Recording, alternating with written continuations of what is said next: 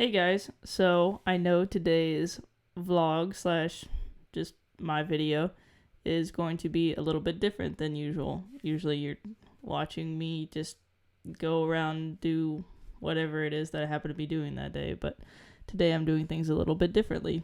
Mostly because there have been a few things that have just been on my mind that I just want to get off my mind and talk about. So that's kind of what I'm gonna do. So view it as a news segment, view it as a vlog, whatever you want to do. But the main thing I want you to know is like this is just my opinions. This is just for entertainment purposes. Don't take me too seriously. Just everyone relax, calm down, okay? So this there, grain of salt. Okay.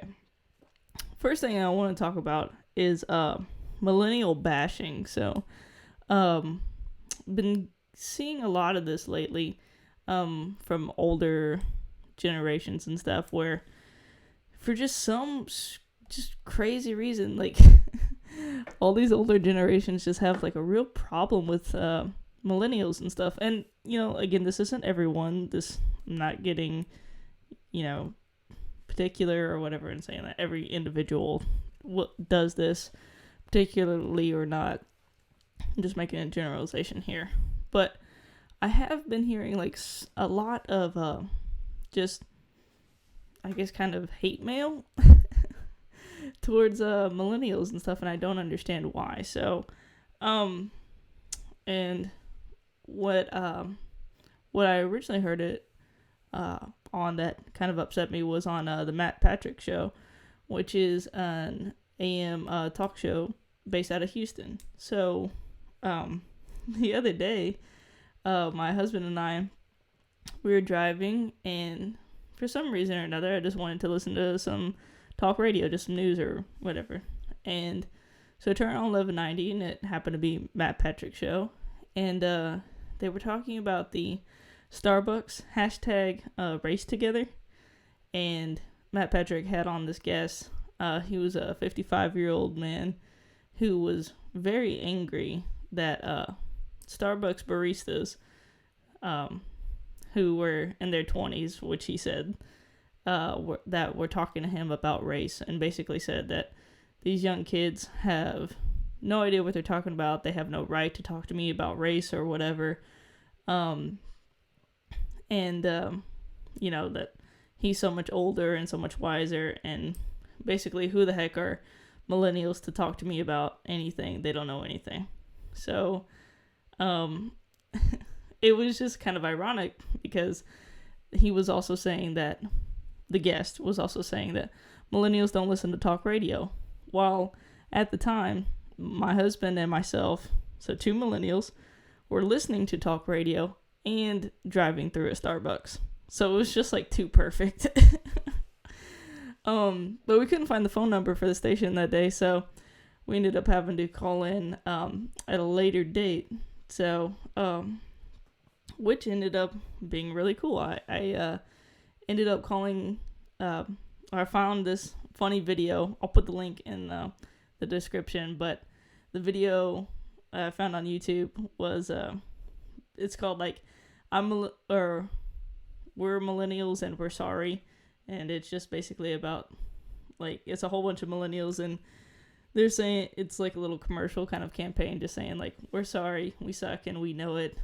I mean, we totally crashed the housing market, and we raised tuition by 600%, and just all this like goofy stuff, and we text too much.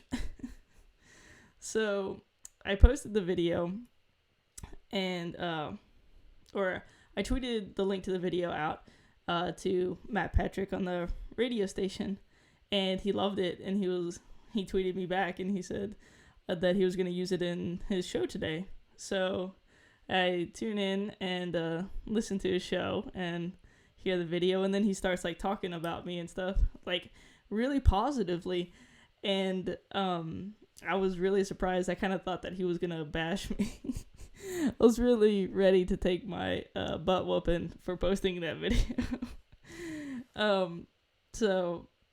But anyway, he just thought it was hilarious, and so he tweeted me back, and he basically said that he'd love to like talk to me and that I should call into the show. So I did, and I did a talking with him for about 45 minutes in the first hour segment today, and he was insanely nice. Just like what a positive guy. Just, I mean, I he's just so nice that like I am at a loss for words, because I was not expecting that at all. So he wanted to know like more about me, and so I told him a little bit about my background, like, who I am.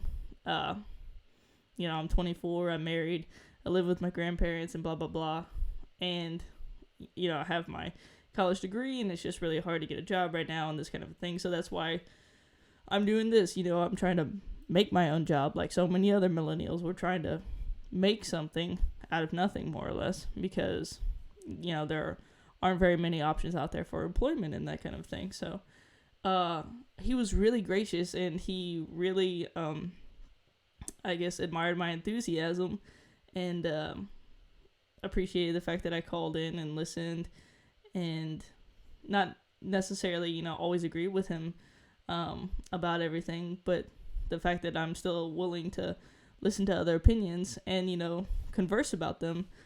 He really took a liking to it, which I was, again, just astonished, and really just taken aback and surprised, and couldn't be more happier to be surprised. So he on air, he said for me to send him my resume, and that he would get it in the hands of their syndication up here in Dallas, and to their producers down there in Houston.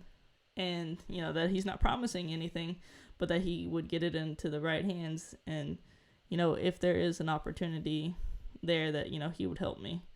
So I was just totally blown away, and couldn't be more grateful.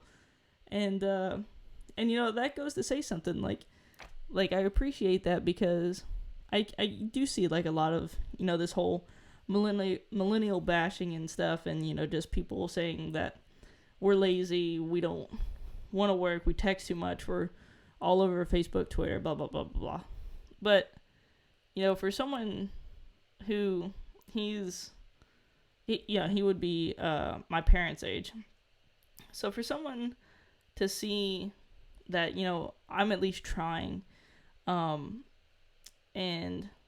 to say that I'm not lazy, like to view me as somebody who's trying to work their hardest and really make something out of themselves, after personally like being bashed so much for being someone who is lazy, or just not educated enough, even though I have my bachelor's degree, didn't pick the right major, you name it, or whatever, just to have someone just encourage you, that I can't tell you like what that means. And I think I speak for a lot of millennials and saying that we don't really get that from the older generations. Like I wish that we did. It's one thing whenever you're a kid, maybe everyone shouldn't have given us trophies whenever we didn't deserve them. But now, we're adults, and we don't know what we're doing with our lives, because we don't know what careers to take. We don't have a whole lot of guidance. And another point that I brought up today on the radio show, which you can check out at iHeartRadio.com. The show is Matt Patrick. And a point that I brought up is that a lot of millennials grew up without traditional households. So, like, a lot of us grew up without both parents. So we grew up with single mothers, no fathers, stepfathers, blended families, mixed families, you name it. So very, just the polar opposite of what you could think of for the baby boomers. And I think a lot of that is bleeding into our just feeling of being lost right now. Like here we are in our early 20s trying to figure out what to do. This is the time when everyone gets married, starts to make career decisions, grad school, just where do you want to live? Like, what state are you going to be in? Are you going to, go travel and work abroad, that kind of a thing. And none of us really know. And I think a lot of that is because we lack so much guidance, which is an issue in my personal opinion. And I wish it wasn't so. So it's nice that today that I did get some personal guidance and, some encouragement from an older generation that wasn't like just on my personal team, like, not my personal family. And like I can't tell you how much that means. And I hope that for my fellow peers, for my other millennials, that there will be other older generations to reach out to us and to help give us some guidance without beating us over the head with a stick and saying, get off your cell phones, and really do like what Mr. Patrick did today and just reach out with love and kindness and say, you know what, I'm not going to give you the anchor position, but I will give you a job, to run and get me coffee, that kind of a thing. So it that was just really encouraging. So I just wanted to share that with you guys.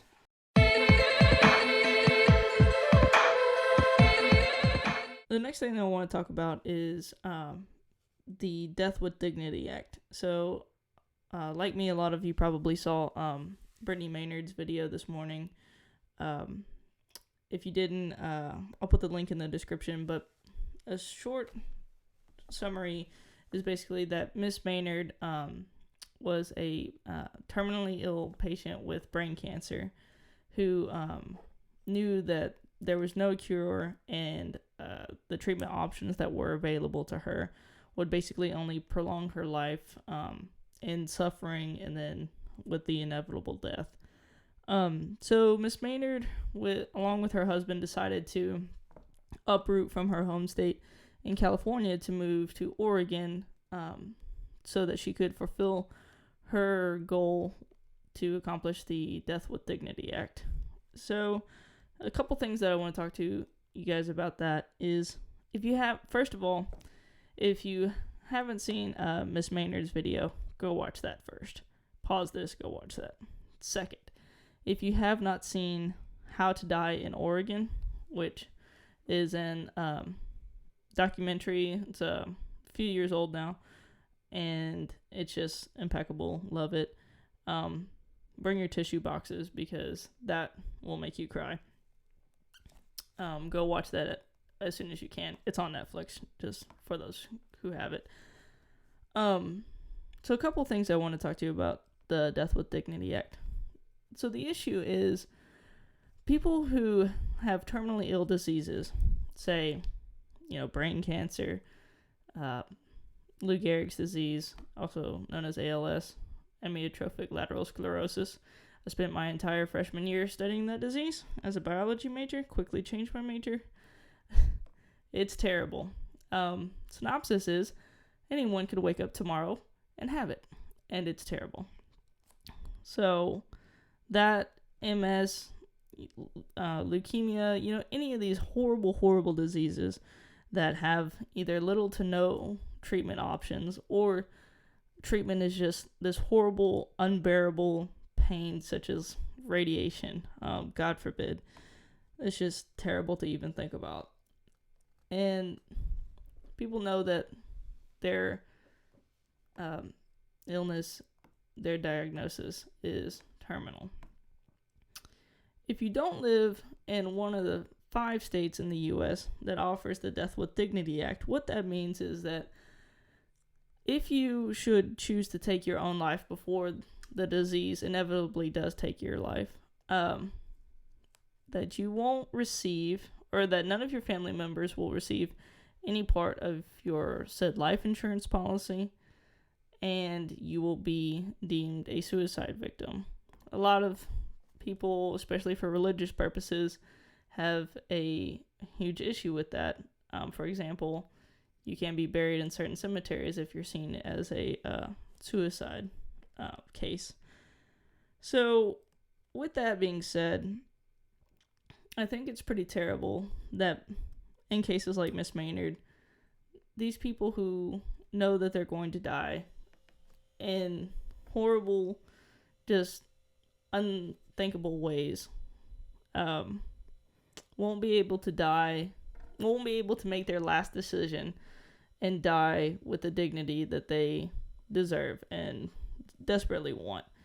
And the only way to achieve that is to uproot from their home state, to leave their entire community, friends, family, their home, to leave all of that behind, to go to some place, they may have never been before, so that they can pursue their goal to die with dignity.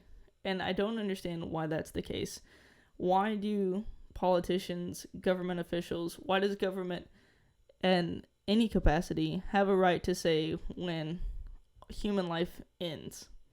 That's not the job of government. That is the job of the individual human being and their creator. And that's it. There is no in between there. So I encourage any politician, anyone in office, anyone who owns public office, to please do some more research about the Death with Dignity Act, and to give this option available to people who have terminally ill diseases. Do some research about ALS. It's terrifying. Just your body just slowly corroding, and eventually you die of asphyxiation. I'm sorry, that's a really hard word for me to say. You suffocate. And many people, whenever, as the disease progresses, it becomes just a waiting game of when is the day that you're not going to be able to breathe. And that's terrifying. And if someone chooses to not end their life that way and would rather end their life on their own terms, then who are we to deny them that process, to that ability? I know I have no say in that. I have no say when someone else's life begins or ends, and I certainly think that no government authority has any right to take away death with dignity from any human being. So, Miss Maynard, I salute her for her decision, and her family for their choices that they made. For anyone who sees suicide as cowardly or as something that's just quote unquote the easy way out, I strongly encourage you to please go watch How to Die in Oregon, because I can almost guarantee you that you will change your mind.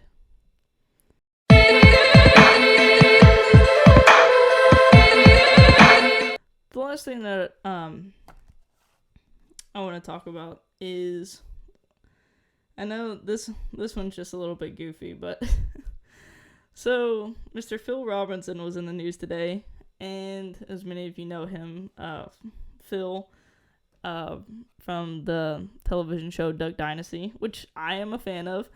It's hilarious. It's a funny show. I thought it was insanely stupid at first. I still don't think it's brilliant TV, but it's TV. It's there. It's some of it's just mind numbing, and it's just there to pass the time and funny. So don't think too much of it, So anyway, as many of you probably saw today, again, Phil Robertson in the news for making this really strange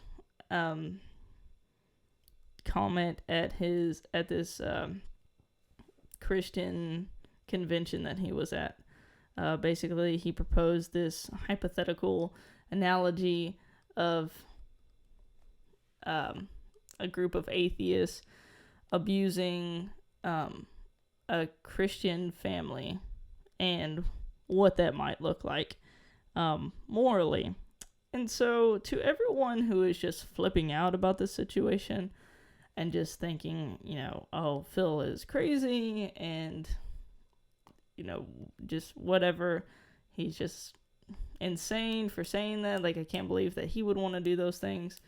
Because what he was saying is that if a Christian man has Christian daughters and a Christian wife, and say a group of atheists break into the Christian's house, that the atheist would rape the daughters of the Christian man, behead the wife, and then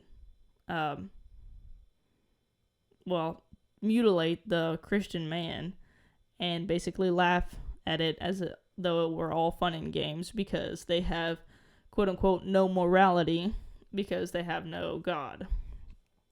To that, I say, first off, let's just be really honest.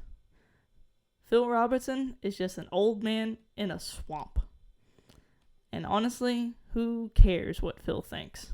Who cares what I think? These are just my opinions.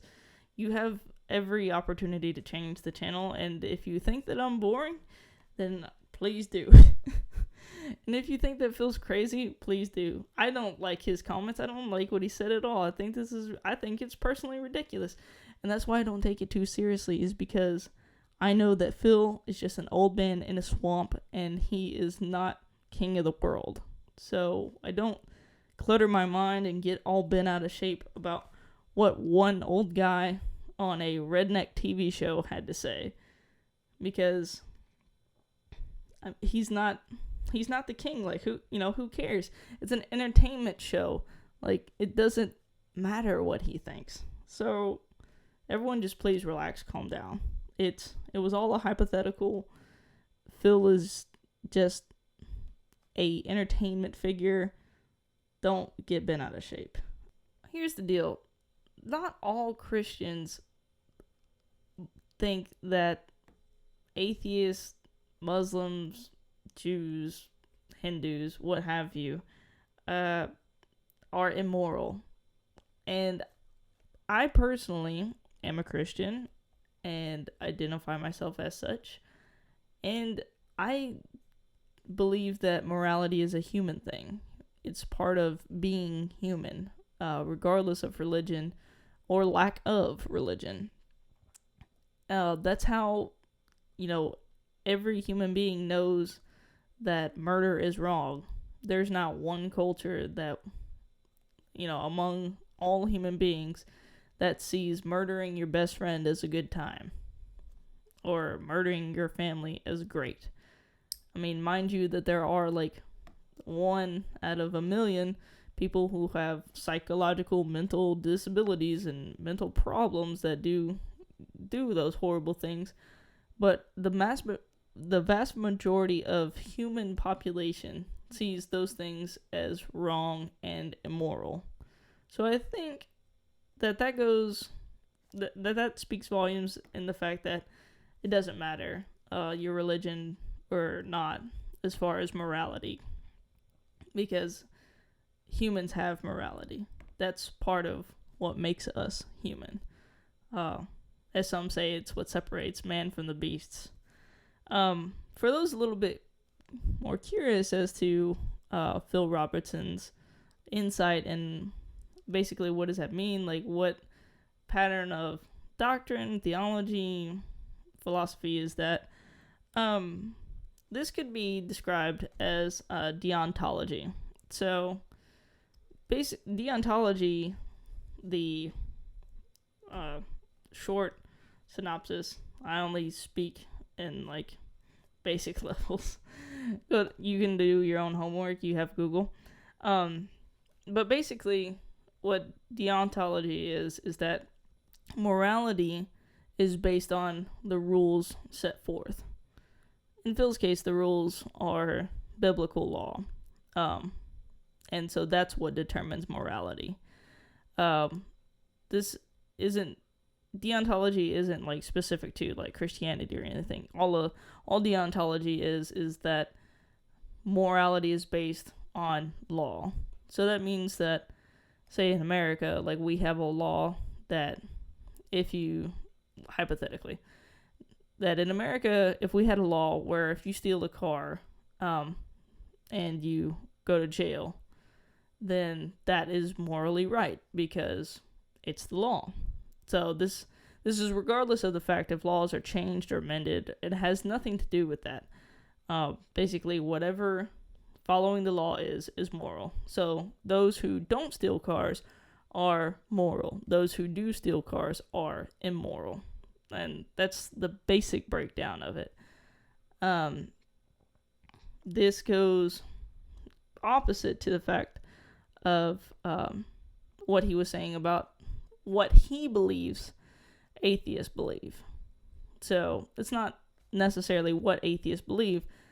I don't really know a whole lot of people who do hold this belief anymore. It's a pretty old way of thinking. But what he was speaking about is consequentialism. And basically that is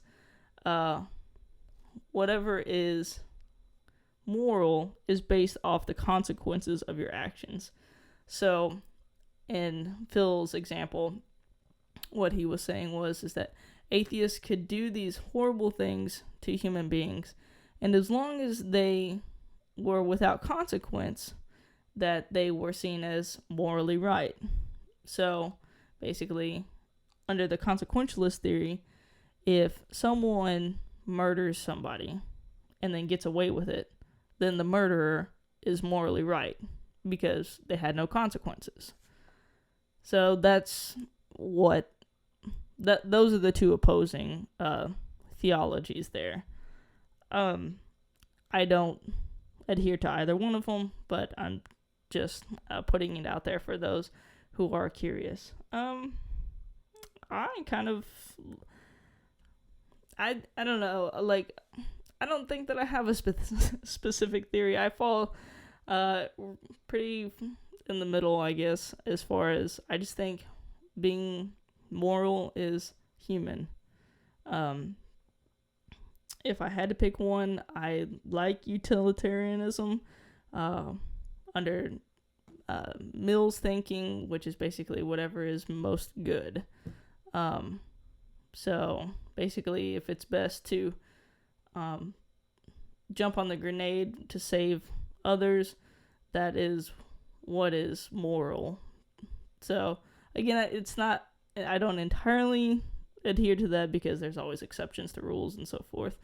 And there's a lot of, everyone has the ability to have free will and that kind of thing, and you can't force anyone to do this thing, and you have to honor and respect human life. And so that's a huge part of it, is the respect for human life, and you can't just do what always seems pleasurable, fun to you, because you see that as the most good. It's not just your opinion. So again, somewhere in the middle for me personally. But anyway, those are the two basically opposing theologies that Phil was speaking about today.